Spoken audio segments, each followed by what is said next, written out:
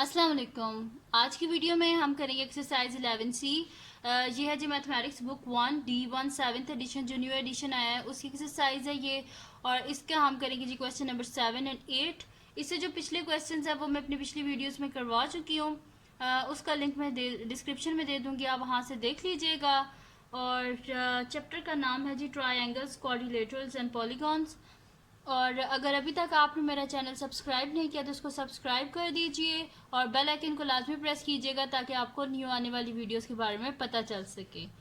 तो स्टार्ट करते हैं। हमारे पास क्वेश्चन नंबर 7 है कि if the size of interior angles of pentagon are 2x degree, 3x degree, 4x degree, 5x degree and 6x degree. Pentagon के 5 angles होते हैं total. Find the largest interior angle of the pentagon. अब हमने find out क्या करना है, largest interior angle.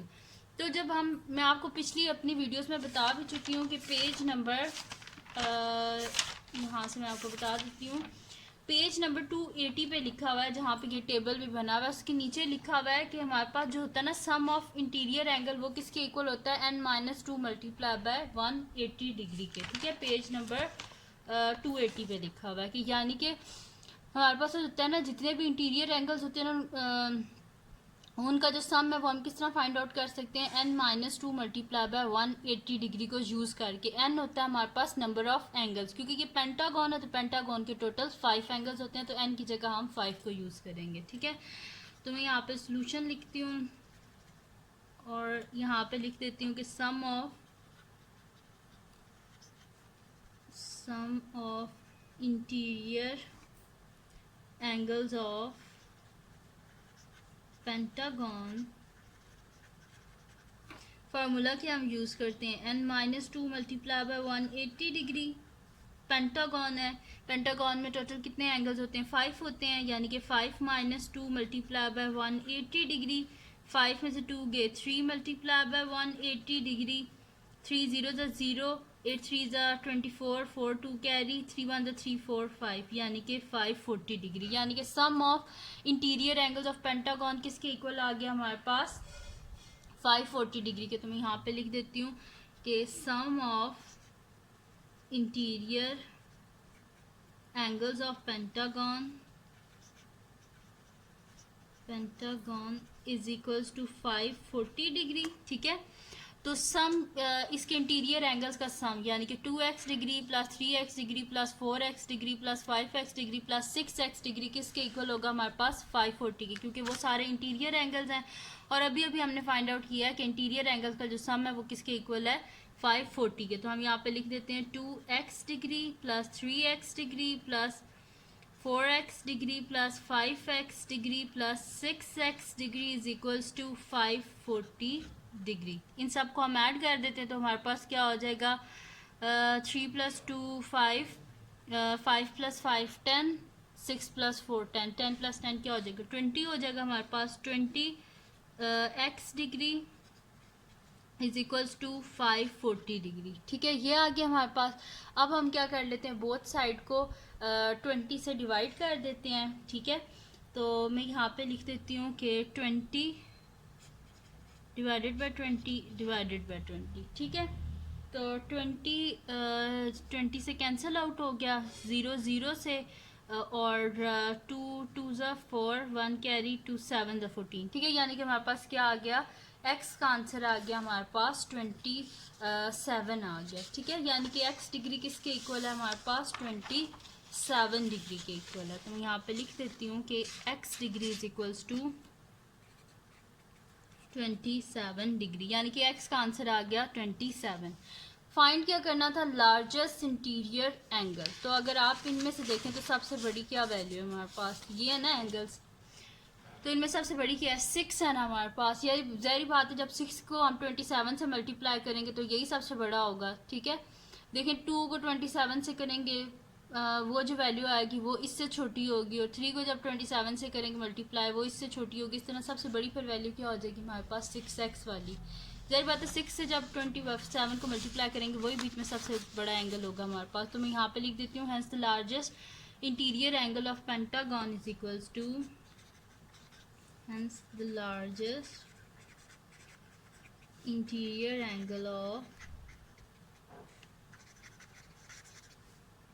Angle of pentagon is equals to 6x degree, और x की वैल्यू क्या है 27 डिग्री, यानी कि 6 को 27 से मल्टीप्लाई करते हैं तो 6 7 जो हमारे पास होते हैं जी 42, 4 कैरी, 6 2 12, 12 प्लस 4 क्या हो जाएगा हमारे पास 16 हो जाएगा, ठीक है, यानी कि 162 डिग्री। तो largest interior angle of pentagon क्या हमारे पास 162 डिग्री हो गया। तो ये आ गया हमारे पास इसका आंसर, और यहाँ पे हमारे पास सॉल्व हो गया जी क्वेश्चन नंबर 7। अब हम करते हैं इसका नेक्स्ट क्वेश्चन जो कि हमारे पास है क्वेश्चन नंबर 8, ठीक है। तो क्वेश्चन नंबर 8 है हमारे पास के क्वेश्चन नंबर 8 है जी हमारे पास, ये पेज नंबर है 289 पे।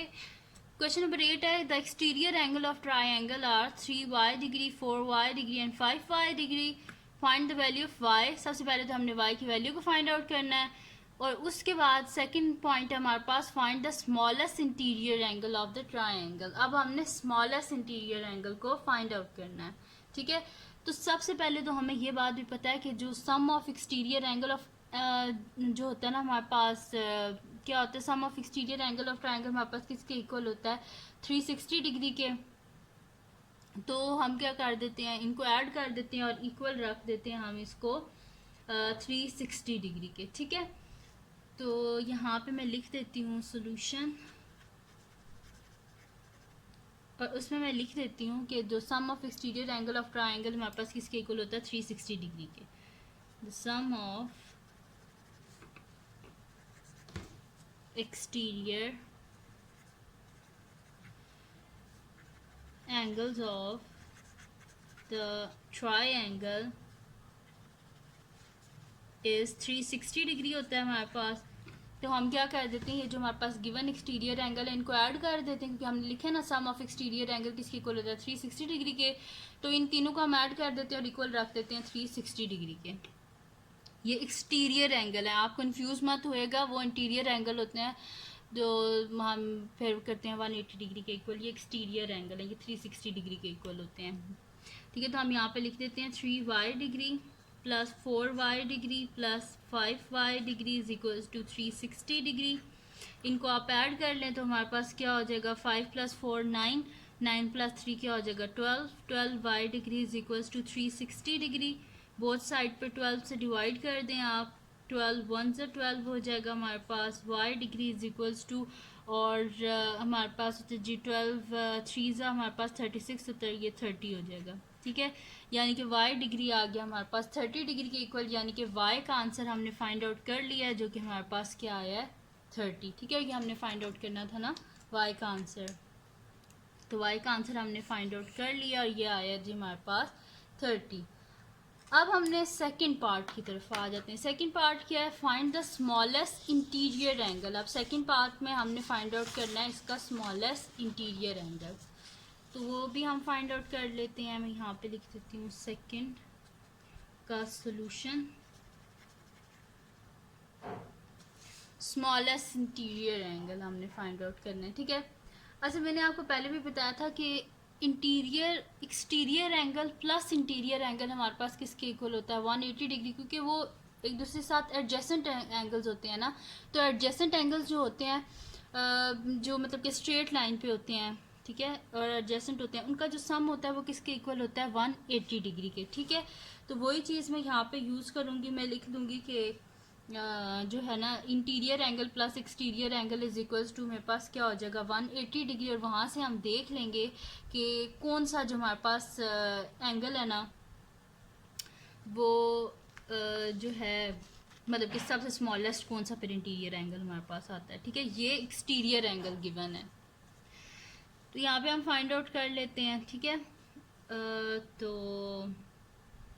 मैं यहाँ पे लिख देती हूँ, यहाँ पे बल्कि एक गिवन भी थी एग्जाम्पल जिसमें लिखा था, हाँ जी, यहाँ पे लिखा हुआ था कि जो हमारे पास होते हैं ना एक्सटीरियर एंगल, पेज नंबर 286 पे, कि हमारे पास जो इंटीरियर एंगल और एक्सटीरियर एंगल होते हैं ना इनका जो सम होता है वो किसके इक्वल होता है हमारे पास 180 डिग्री के, ठीक। तो फिर मैं यहाँ पे लिख देती हूँ कि इंटीरियर एंगल, पहले क्या कर लेते हैं, तीनों से मैं फाइंड आउट कर लेते हैं, ठीक है, कि कौन सा हमारे पास जो है वो स्मॉलेस्ट होगा। ये हमारे पास एक्सटीरियर एंगल है, ठीक है। वैसे तो सामने नज़र आ रहा है कि अगर इसमें y की वैल्यू डाली जाए ना, तो क्योंकि ये बड़ी वैल्यू होगी, तो जब एक्सटीरियर एंगल बड़ा होता है तो ज़ाहिर बात है फिर इंटीरियर एंगल छोटा होगा वो वाला सबसे। तो लेकिन फिर भी चलें सॉल्व कर लेते हैं। मैं यहाँ पे लिख देती हूँ कि interior angle plus exterior angle is equals to 180 degree, और यहाँ पे लिख देते हैं जी adjacent angles on straight line, ठीक है। अब हमारे पास क्या इंटीरियर एंगल तो हमें पता नहीं, तो इंटीरियर एंगल प्लस यहाँ से स्टार्ट करते हैं। एक्सटीरियर एंगल क्या है हमारे पास 3y degree is equals to 180 degree, तो interior angle plus 3y degree है, y के बीच में वैल्यू डालें, y की वैल्यू अभी हमने फाइंड आउट की थी और वो आई थी हमारे पास 30, तो इसमें y की वैल्यू डालें 30, ठीक, इज इक्वल्स टू 180 डिग्री, यानी कि interior angle plus 90 degree is equals to 180 degree. तो इंटीरियर एंगल आया है जी हमारे पास 180 डिग्री माइनस 90 डिग्री, यानी कि 90 डिग्री। तो इंटीरियर एंगल हमारे पास आ गया है 90 डिग्री, ठीक है। मैं यहाँ पे लिखती हूँ जब एक्सटीरियर एंगल हमारे पास था 3y डिग्री, तो जब एक्सटीरियर एंगल 3y डिग्री था तो इंटीरियर एंगल आया हमारे पास 90 डिग्री। अब देख लेते हैं, मैं इनको जो है बॉक्सेस बना देती हूँ इनके राउंड, ताकि हमें फिर पता चल जाए, ठीक है। तो एक आ गया हमारे पास इंटीरियर एंगल 90 डिग्री। सेकंड देख लेते हैं क्या आता है हमारे पास, फिर जो सबसे छोटा हुआ वो इसका आंसर होगा। फिर जी सेकंड है हमारे पास 4y डिग्री, तो मैं यहाँ पे लिख देती हूँ interior angle plus exterior angle is equal to 180 degree. वैसे तो देखिए सामने पता चल रहा था कि अगर 5 वाले में हम डालेंगे तो जाहिर सी बात है जब वो एक्सटीरियर एंगल बड़ा बनेगा तो 180 डिग्री में से जब एक बड़ी वैल्यू माइनस हो जाएगी तो पीछे छोटी वैल्यू बचेगी, तो वो इंटीरियर एंगल सबसे छोटा होगा। लेकिन फिर भी आप लोगों को समझाने के लिए मैं यहाँ पर पूरा सॉल्व कर रही हूँ कि किस वजह से वो जो है वो आंसर है हमारे पास, ठीक है। तो adjacent angles on straight line, अच्छा जी, अब इंटीरियर एंगल तो हमें पता नहीं है, तो प्लस एक्सटीरियर एंगल आप ले लें 4y degree is equals to 180 degree. तो इंटीरियर एंगल प्लस 4 और y की वैल्यू तो हमने फाइंड आउट कर चुके हैं, जो कि हमारे पास क्या आई है 30 degree is equals to 180 degree. तो interior angle plus 4 3 12 120 degree is equals to 180 degree. Interior angle is equals to both side से 120 को माइनस कर दें तो 180 डिग्री माइनस 120 डिग्री, यानी कि इंटीरियर एंगल आ गया जी हमारे पास 60 आ जाएगा, ठीक है, 60 डिग्री।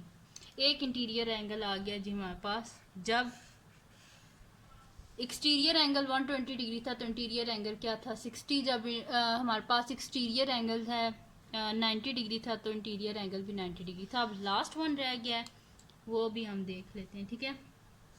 तो मैं यहाँ पे लिख देती हूँ कि interior angle plus exterior angle is equals to 180 degree. Reason में लिख देते हैं कि एडजेसेंट एंगल्स हैं स्ट्रेट लाइन पे। अच्छा जी, अब हम क्या कर देते हैं कि इंटीरियर एंगल तो हमें पता नहीं है, प्लस एक्सटीरियर एंगल क्या है हमारे पास, लास्ट क्या है 5y डिग्री। तो मैं यहाँ पे लिख देती हूँ 5y degree is equals to 180 degree. तो अब y की जगह हम क्या करते हैं, वैल्यू डाल देते हैं जो कि अभी हमने फाइंड आउट की थी। तो interior angle plus 5 into 30 degree is equals to 180 degree. तो इंटीरियर एंगल प्लस 5 3 ज़ा 15 150 degree is equals to 180 degree. तो इंटीरियर एंगल क्या आ जाएगा हमारे पास, is equals to both side से 150 को माइनस कर दें तो interior angle is equals to 180 में से 150 को माइनस करें 30 डिग्री। तो सबसे फिर स्मॉलेस्ट देख लें कौन सा है फिर हमारे पास, ये आपके सामने है 3 इंटीरियर एंगल, एक 90 डिग्री का, एक 60 डिग्री का और एक 30 डिग्री का है। तो अब इनमें से सबसे छोटा कौन सा है हमारे पास 30 डिग्री का। तो यहाँ पे इसके ऊपर ही मैं फिर लिख देती हूँ। आपने पता क्या करना है, ये जस्ट मैंने आपको समझाने के लिए किया था ये सारा। तो आप जब कर रहे होंगे ना इसका सोल्यूशन करेंगे आप, तो आपने फिर यहाँ से स्टार्ट करना है। इसके ऊपर आपने लिख देना है कि smallest interior angle of triangle is equals to, या ये आप सारा कर लें, आपका एक अच्छा इंप्रेशन ही पड़ेगा। और नीचे लिख दीजिएगा कि smallest interior angle of smallest interior angle of triangle is equal to 30 degree है। ठीक है, यानी कि smallest interior angle of triangle हमारे पास क्या है, 30 डिग्री है। ठीक है, तो यहाँ पे ऊपर लिख भी देते हैं, चलें आप लोगों की इसके लिए मैं यहाँ पे लिख देती हूँ when exterior angle is equals to 5y degree, when exterior angle is equals to 3y degree, when exterior angle is equals to यहाँ पे क्या था 4y डिग्री। ठीक है, तो ये आप ऊपर लिख लीजिएगा कि जब एक्सटीरियर एंगल हमारे पास 3y डिग्री है, जब 4y डिग्री है, तो ये इंटीरियर एंगल आया है। ठीक है, तो सबसे स्मॉलेस्ट हमारे पास क्या आया है, इंटीरियर एंगल 30 डिग्री। तो यही है हमारे पास इसका आंसर। तो ये सॉल्व हो गया जी हमारे पास क्वेश्चन नंबर 8 भी। तो ये थी जी आज की वीडियो। अगर आपको पसंद आई हो तो इसको लाइक कीजिएगा, मेरे चैनल को सब्सक्राइब कीजिएगा और बेल आइकन को लाजमी प्रेस कर दीजिएगा ताकि आपको न्यू आने वाली वीडियोस के बारे में पता चल सके। और अपने फ्रेंड्स के साथ भी इस वीडियो को शेयर कीजिएगा और उनको भी बोलिएगा वो सब्सक्राइब कर दें। और दुआओं में याद रखिएगा। अल्लाह हाफ़िज़।